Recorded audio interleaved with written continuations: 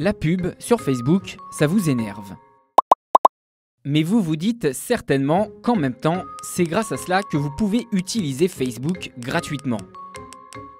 Mais imaginons un monde sans publicité. Combien devriez-vous alors payer pour utiliser Facebook ?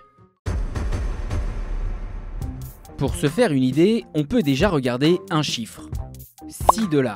C'est ce que gagne Facebook sur chaque utilisateur en 3 mois grâce à la publicité. Cela fait environ 2 $ par mois. Ça, c'est une moyenne, car des utilisateurs, Facebook en a plus de 2 milliards chaque mois, et sur différents marchés publicitaires. Là où Facebook gagne le plus d'argent, c'est aux États-Unis et au Canada, environ 9 $ par mois. En Europe, c'est 3 fois moins, 2,89 $. Arrondissons à 3 $.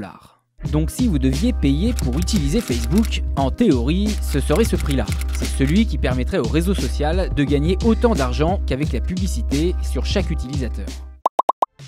Et 3 $, soit environ 2,60 €, c'est à peu près le prix de ça.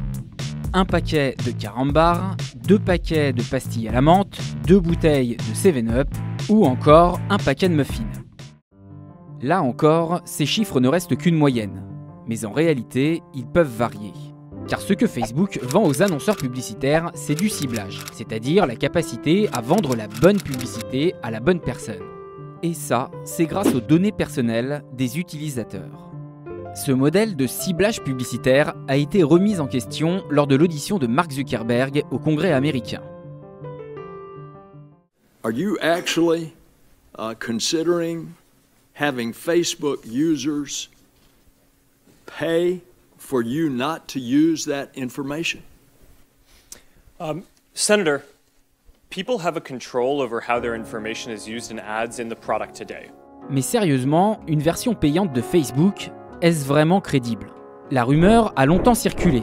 Elle a repris d'ailleurs de l'intérêt après le scandale Cambridge Analytica lorsque les données de 87 millions d'utilisateurs ont été siphonnées, et avec l'entrée en vigueur du RGPD en Europe.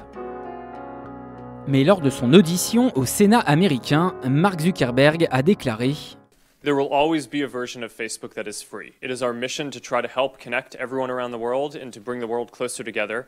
In order to do that, we believe that we need to offer a service that everyone can afford, and we're committed to doing that. » Et pourtant, en interne, Facebook réfléchit à la question d'une version payante. Bloomberg a révélé que le réseau social a bel et bien commandé une étude sur le sujet en 2018, même si elle n'engage à rien et n'est qu'une réflexion parmi d'autres.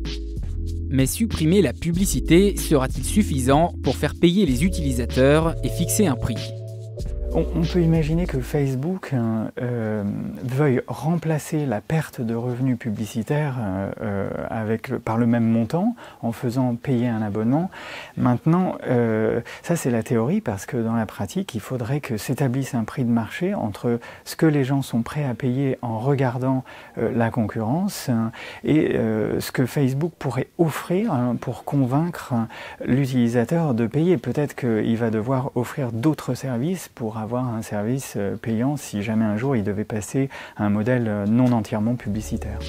D'après un sondage aux États-Unis, une personne sur 4 serait prête à payer pour avoir un Facebook mais sans publicité. Et ça, c'est pas beaucoup. Et vous, combien seriez-vous prêt à payer ?